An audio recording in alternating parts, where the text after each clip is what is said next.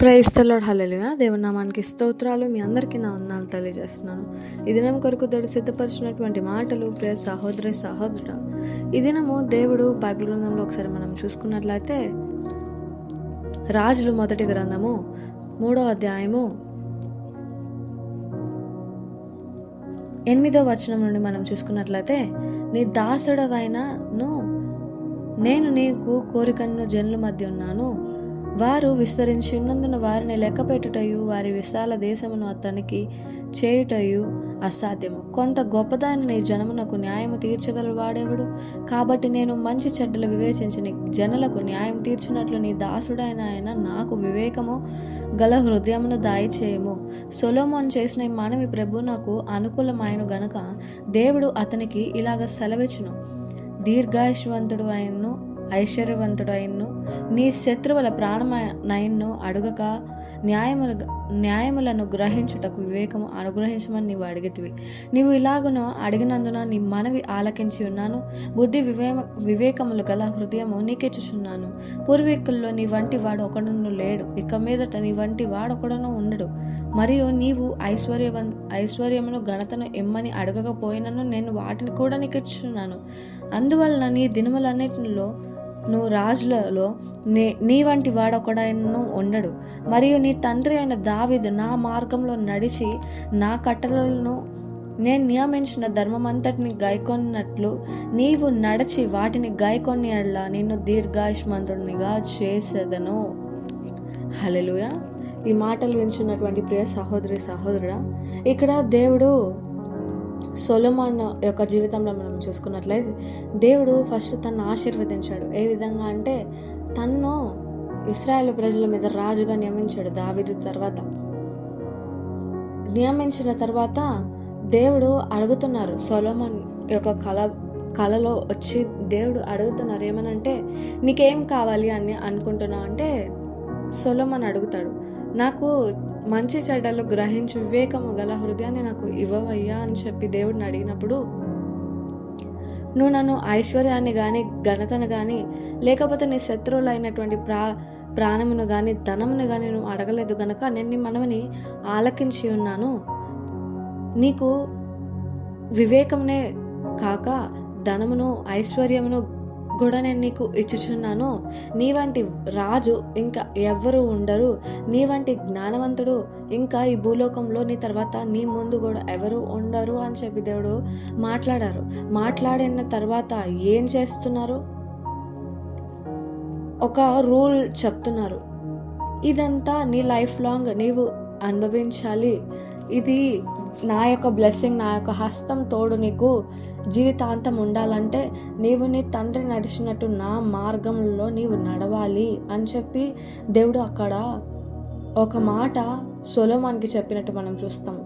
అదేవిధంగా మనం బైబిల్ గ్రంథంలో ఇంకో వ్యక్తికి కూడా దేవుడు ఎట్టి విధంగానే చెప్పినట్టు మనం చూస్తాం. అది ఎక్కడంటే యెహోషువ గ్రంథం మనం ఒకసారి చూసుకున్నట్లయితే యెహోషువ గ్రంథంలో దేవుడు మోషే తర్వాత యెహోషువను నూను కుమారుడైనటువంటి యెహోషువని దేవుడు ఇశ్రాయేలు ప్రజలను వాగ్దాన భూమిలోకి నడిపించడానికి ఎన్నుకున్న తర్వాత దేవుడు 1వ అధ్యాయము యెహోషువ గ్రంథము 5వ వచనం మనం చూసుకున్నట్లయితే, నేను మోషేకి తోడై ఉండినట్లు నీకును తోడైందును, నిన్ను విడువను, నిన్ను ఎడబాయను, నిర్భరము కలిగి ధైర్యంగా ఉండుము. వారికి ఇచ్చినది నేను వారి పితరులతో ప్రమాణం చేసిన ఈ దేశం నిశ్చయముగా నీవు నీ ప్రజల స్వాధీనము చేసేదవు. అయితే నీవు నిబ్బరం కలిగి జాగ్రత్త పడి బహుధైర్యముగా ఉండి నా సేవకుడైన మోషే నీకు ఆజ్ఞాపించిన ధర్మశాస్త్రం అంతటి చప్పున చేయవలను. నీవు నడుచు ప్రతి మార్గంలో చక్కగా ప్రవర్తించినట్లు నీవు దాని నుండి కుడికాయను ఎడమకాయను తొలగిపోకూడదు. ఈ ధర్మశాస్త్ర గ్రంథము నీవు బోధింపక తప్పిపోకూడదు. దానిలో వ్రాయబడిన వాటన్నిటిని ప్రకారము చేయుటకు నీవు జాగ్రత్త పడినట్లు దివారాత్రము దాన్ని ధ్యానించిన ఎడల నీ మార్గంను వర్ధిల్ల చేసుకుని చక్కగా ప్రవర్తించదవు. నేను నీకాజ్ఞాయించిన గదా, నిబ్బరము కలిగి ధైర్యంగా నుండి దిగులు పడకము జడియకము, నీవు నడుచు మార్గం అంతట్లో నీ దేవుడైన యెహోవా నీకు తోడై ఉండును. హల్లెలూయా. ఈ మాటలు వింటున్నటువంటి ప్రియ సహోదరి సహోదరుడా, బైబిల్ గ్రంథంలో యెహోషువకి మరియు సొలొమోనుకి ఈ యొక్క మాటలు దేవుడు మనము చెప్పినట్టు మనము బైబిల్ గ్రంథంలో చూస్తాము. దేవుడు యెహోషువకి సొలొమోన్కి బ్లెస్సింగ్ అనేది ఇచ్చారు. ఇచ్చి నువ్వు ఈ మార్గంలో నా యొక్క హస్తం తోడున్నట్లు, నా యొక్క శక్తి నేను నీకు తోడుండాలి, లైఫ్ లాంగ్ ఈ బ్లెస్సింగ్ నువ్వు క్యారీ చేయాలంటే you have to follow my commandments అని చెప్పి దేవుడు తెలియజేస్తున్నారు. దావీదులాగా సొలొమోను నడుచుకోవాలి, మోషేలాగా యెహోషువ నడుచుకోవాలని చెప్పి దేవుడు తన యొక్క సేవకులను ఒక ఎగ్జాంపుల్గా చూపిస్తూ వారికి చెప్పినట్టు మనం చూస్తాము. అదేవిధంగా వీళ్ళ లైఫ్స్ని ఒక ఎగ్జాంపుల్గా తీసుకున్నట్లయితే యెహోషువ ఈ యొక్క మాటలను స్థిరపరుచుకున్నాడు. తన హృదయంలో స్థిరపరుచుకొని వాక్యంని హృదయంలో ఉంచుకొని కుడికాయను ఎడమకాయను తిరగక వాక్యానుసారంగా నడిపించాడు. కాబట్టి దేవుని యొక్క హస్తం తనకు తోడుగా ఉండి ఎన్నో అద్భుతమైనటువంటి కార్యములు యెహోషువ ద్వారా దేవుడు చేసినట్టు మనం చూసాము. తన ద్వారా దేవుడు వాగ్దానాన్ని నెరవేర్చినట్టు మనము బైబిల్ గ్రంథంలో చూస్తాము. యెహోషువ ద్వారా గొప్ప కార్యం ఏంటంటే సూర్యచంద్రులు నిలిచిపోయారు. అది ఎంతటి గొప్ప కార్యం! అలాగ బైబిల్ గ్రంథంలో ఇంకెవ్వరి పట్ల దేవుడు కార్యం చేయలేదు. ఎందుకని ఆ కార్యము గొప్ప ఘన కార్యం చేశారంటే యెహోషువ మోషే ద్వారా దేవుడు ఇచ్చినటువంటి ధర్మశాస్త్రమును తను తప్పిపోకుండా వాటిని అనుసరించి నడిచాడు. దేవుడితో సహవాసం అనేది ఉన్నాడు, కంటిన్యూస్గా ఒబే చేస్తూ ఉన్నాడు. కాబట్టే అటువంటి మిరాకిల్స్ అనేవి యెహోషువ ద్వారా బ్లెస్డ్ పర్సన్గా యెహోషువ ఉన్నాడు. అది బ్లెస్సింగ్ని, దేవుడిచ్చిన బ్లెస్సింగ్ని తన లైఫ్ ఎండ్ వరకు తను క్యారీ చేయగలిగాడు. అదేవిధంగా మనము సొలొమోన్ని మనం చూసుకున్నట్లయితే సొలొమోన్కి దేవుడు రాజును చేశాడు.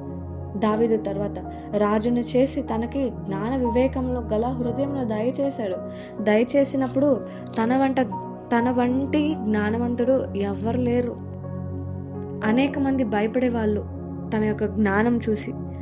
నిశ్చయంగా దేవుడిచ్చినటువంటి జ్ఞానం ఉంది మనిషికి అని చెప్పి అనేక మంది రాజ్యాలు, అనేక మంది భయపడుతూ ఉండేవాళ్ళు. దీని యొక్క బోధన జ్ఞానాన్ని వినడానికి అనేక దేశాల నుండి రాజులు వచ్చి వినేవాళ్ళంట జ్ఞానంని పొందుకోవడానికి. సొలొమోను దేవుడిచ్చినటువంటి బ్లెస్సింగ్ వల్ల 3000 సామెతలు, 105 కీర్తనలు రచించినట్టు మనం బైబిల్ గ్రంథంలో చూస్తాము. అదేవిధంగా సొలొమోను కూడా దేవుడు సొలొమోన్కి కూడా ఒకటే చెప్పాడు, ఏంటంటే నీవు నీ తండ్రి ఎట్లాగా నా మార్గంలో నడిచాడో అదే విధంగా నువ్వు నడుచుకోవాలి. సేమ్ యెహోషువకి ఏం చెప్పారో అదే చెప్పారు. కానీ సొలొమోన్ ఏం చేశాడు? తను పాపంలో పడిపోతూనే ఉన్నాడు. పాపంలో పడిపోతూ స్త్రీల మోహంలో పడిపోయి సొలొమోన్కి ఎంతమంది భార్యలు, ఎంతమంది ఉపపత్నులు అంటే 700 మంది భార్యలు, 300 మంది ఉపపత్నులు అంట. లస్ట్లో మునిగిపోయాడు. అంతటి జ్ఞానవంతుడు. తనకు గ్రహింపు ఉండదా? గ్రహింపు ఉన్నా కానీ తను పాపంలో పడిపోతూనే ఉన్నాడు. అమ్మాయిల మోహంలో పడిపోయి, స్త్రీల మోహంలో పడిపోయి ఐగుప్తీయుల స్త్రీలను పెళ్లి చేసుకుని వాళ్ళని సంతోష పెట్టడానికి వాళ్ళకి విగ్రహాలను కట్టించి తను దేవుడి యొక్క మార్గము తప్పిపోయినట్టు మనం చూస్తాం. అదేవిధంగా దేవుని యొక్క హస్తం కూడా తనకి దూరం అయిపోయింది.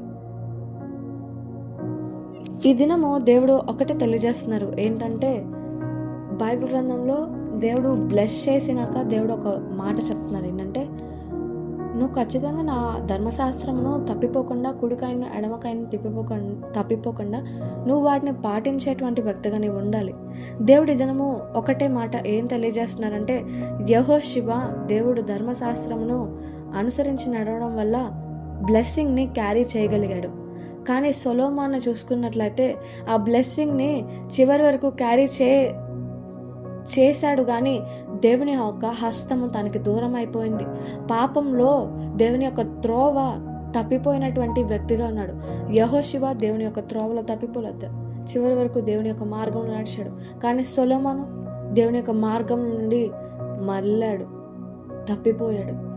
ఈ దినం దేవుడు ఒకటే మాట్లాడుతున్నాడు, బ్లెస్సింగ్ అనేది దేవుడు ఆయన కృప ద్వారా నీకు ఇస్తున్నానని చెప్పి దేవుడు మాట్లాడుతున్నారు. ఆయన కృప ద్వారానే ఆయన నిన్ను బ్లెస్ చేస్తున్నారు, కానీ దాన్ని నిలబెట్టుకునే బాధ్యత నా చేతిలోనే ఉందని చెప్పి దేవుడు మాట్లాడుతున్నారు. ఎందుకనంటే యెహోషువ చేతిలోనే ఉంది ఆ బ్లెస్సింగ్ని ఎట్లాగా చివరి వరకు క్యారీ చేయాలని. సొలొమోనికి కూడా తన చేతిలోనే ఉంది, కానీ ఎవరు నిలబెట్టుకున్నారంటే యెహోషువ నిలబెట్టుకున్నాడు. ఈ దినం నీవు కూడా దేవుడిచ్చేటువంటి ఆశీర్వాదాన్ని నీవు చివరి వరకు నీ యొక్క కన్ను మూసే వరకు ఆ బ్లెస్సింగ్ని నువ్వు క్యారీ చేయాలి. నీ పిల్ల తరములకు నీ యొక్క బ్లెస్సింగ్ని క్యారీ ఫార్వర్డ్ చేయాలంటే ఒబీడియన్స్, సరెండర్ అవ్వాలి దేవుడికి. దేవుడి యొక్క ధర్మశాస్త్రం నుండి తప్పిపోకూడదు. దేవుని యొక్క మాటను ఒబే చేయకుండా ఉండకూడదు, ఒబే చేయాలి. చాలామంది అనుకుంటూ ఉంటారు ఏంటంటే, నేను దేవుడు నన్ను బ్లెస్ చేసిన తర్వాత నేను ప్రతిదినం వాక్యం చదువుతా, ప్రతిదినము నేను ప్రార్థన చేస్తా, ప్రతిదినం పలానా ఒక గంట టైం కేటాయించుకుని ప్రార్థన చేస్తా అని చెప్పి వాగ్దానాలు చేసుకుంటూ ఉంటారు. కానీ దేవుడు ఒకటే మాట తెలియజేస్తున్నారు ఏంటంటే, దేవుడు నిన్ను బ్లెస్ చేస్తా అంటున్నారు, చెయ్యకుండా ఉండరు. దేవుడు ఆయన మాట ఇచ్చి తప్పుటకు నరుడు వంటి వాడు కాదు. దేవుడు బ్లెస్ చేస్తా అంటున్నాడు. ఆ బ్లెస్ చేసిన తర్వాత దాన్ని నిలబెట్టుకోవడానికి ఆ యొక్క ఒబీడియన్స్ నీవు కలిగి ఉన్నావా యెహోషువ లాగా అని చెప్పి దేవుడు మాట్లాడుతున్నారు. ఎందుకనంటే ఆ బ్లెస్సింగ్ అనేది ఇచ్చినాక అది నిలుపుకోవడం బాధ్యత అనేదే. ఆ ఒబీడియన్స్ బ్లెస్సింగ్ ఇచ్చిన తర్వాత నేను ఉంటాను అనుకోకుండా నువ్వు బ్లెస్ చేయక ముందు నుండే ఆ ఒబీడియన్స్ని నీవు డిసిప్లిన్ కలిగినటువంటి స్పిరిచువల్ లైఫ్ని నీ లైఫ్కి అలవాటు చేసుకోమని చెప్పి దేవుడు మాట్లాడుతున్నారు. ఎందుకనంటే బ్లెస్సింగ్ ఇచ్చిన తర్వాత యెహోషువ నిలబెట్టుకున్నాడు, సొలొమోను పోగొట్టుకున్నాడు. కానీ దేవుడు ఒక మాట ఏం తెలియజేస్తున్నాడంటే, బైబిల్ గ్రంథంలో ఒక వాక్యం కూడా ఉంటుంది ఏంటంటే, చూడక నమ్మిన వారి విశ్వాసం ఎంతో గొప్పదంట. ఇప్పుడు ఇవ్వకముందే నువ్వు ఆ విశ్వాసము, ఆ యొక్క ఒబీడియన్స్, ఆ యొక్క విధేయత నీవు ఇవ్వకముందే నువ్వు కలిగి ఉన్నప్పుడు ఆ బ్లెస్సింగ్ ఇచ్చిన తర్వాత నీవు త్రోవ తప్పిపోనటువంటి వ్యక్తిగా ఉంటావు. అందుకోసమే దేవుడు తెలియజేస్తున్నారు, ఈ దినం నీవు మనసులో బ్లెస్ చేసిన తర్వాత నేను ఇట్లా ఉండాలి, నా స్పిరిచువల్ లైఫ్, నా డిసిప్లైన్ స్పిరిచువల్ లైఫ్ ఇలా ఉండాలి అనుకుంటున్నావు, కానీ అదెందుకు ఇవ్వకముందే నీ యొక్క ఒబీడియన్స్ని, ఫెయిత్ని దేవుడి పట్ల కనపరచకూడదు. ఎందుకనంటే రేపటి రోజున ఎగ్జామ్ మంచిగా రాయాలంటే ఇవాళ నుండే మంచిగా ప్రిపేర్ అవ్వాలి. అదేవిధంగా రేపటి రోజున బ్లెస్సింగ్ ఇచ్చిన తర్వాత నీవు డిసిప్లైన్ కలిగినటువంటి స్పిరిచువల్ లైఫ్, ఒబీడియన్స్ నీవు కలిగి ఉండాలంటే ఈ దినం నుండే బ్లెస్సింగ్ పొందుకోక మునుపు నుండే నీవు దాన్ని ప్రాక్టీస్ చేయి. అది నీవు అలవర్చుకున్నప్పుడు, డిసిప్లైన్ అనేది నీవు క్యారీ ఫార్వర్డ్ చేస్తున్నప్పుడు, అలవాటు చేసుకున్నప్పుడు బ్లెస్సింగ్ ఇచ్చిన తర్వాత సొలొమోన్ లాగా తప్పిపోయేటువంటి వ్యక్తిగా ఉండవు. ఈ దినం నుండి అయినా కానీ బ్లెస్సింగ్ ఇచ్చిన తర్వాత నిలబెట్టుకోవడం కాదు, ముందు నుండే దేవుడికి నమ్మకంగా ఉండి నీ యొక్క విధేయతను కనపరచు, నీ యొక్క ఫెయిత్ఫుల్నెస్ని కనపరచు. బ్లెస్సింగ్ ఇవ్వకముందే దేవునికి సంపూర్ణంగా అప్పగించుకుని దేవుని యొక్క ధర్మశాస్త్రంలో తప్పిపోకుండా, కుడికాయను ఎడమకాయను తప్పిపోకుండా యెహోషువ లాగా నీవు బ్లెస్సింగ్ని క్యారీ ఫార్వర్డ్ చేయాలంటే బ్లెస్సింగ్ ఇవ్వక మునుపు నుండే ఆ యొక్క ఒబీడియన్స్ని, ఫెయిత్ఫుల్నెస్ని దేవునికి కనపరిచేటువంటి వ్యక్తిగా ఉండు. ఆ దినం దేవుడు నిన్ను బ్లెస్ చేసిన తర్వాత నీవు అప్పుడు మైండ్ ఎట్లా చేంజ్ అయిపోద్దో తెలీదు. ఎందుకంటే ఎగ్జాంపుల్స్ రీతిగా దేవుడు ఇక్కడ మాట్లాడారు. సొలొమోన్ త్రోవ తప్పిపోయాడు బ్లెస్ చేసిన తర్వాత, యెహోషువ తప్పిపోలేదు.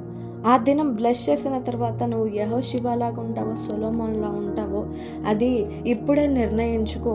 ఇప్పుడే నీ యొక్క మైండ్ని, నీ యొక్క మనస్సుని దేవునికి అప్పగించుకుని, దేవా నన్ను యెహోషువ లాగా స్థిరమైనటువంటి నీ యొక్క బ్లెస్సింగ్ని తన బతికిన దినములన్నిలో క్యారీ ఫార్వర్డ్ చేసుకున్నట్లు నేను ఉండాలయ్యా.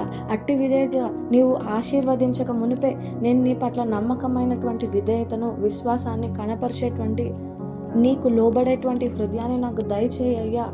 నా యొక్క హృదయాన్ని, నా యొక్క శరీరాన్ని తండ్రి నీకు ఒబే చేసేలాగా కృప దయచేయమని అడిగినప్పుడు ఖచ్చితంగా నీవు ప్రతి దినము బ్లెస్సింగ్ ఇచ్చిన తర్వాత కాదు, ఇవ్వక ముందు నుండే నువ్వు దాన్ని ప్రాక్టీస్ చేసినప్పుడు, బ్లెస్ చేసిన తర్వాత యెహోషువ లాగా తప్పిపోయినటువంటి వ్యక్తిగా నీ యొక్క బ్లెస్సింగ్ని నీ పిల్ల తరముల వరకు, నీవు చనిపోయే వరకు నువ్వు దాన్ని క్యారీ ఫార్వర్డ్ చేసేలాగా ఉంటావు.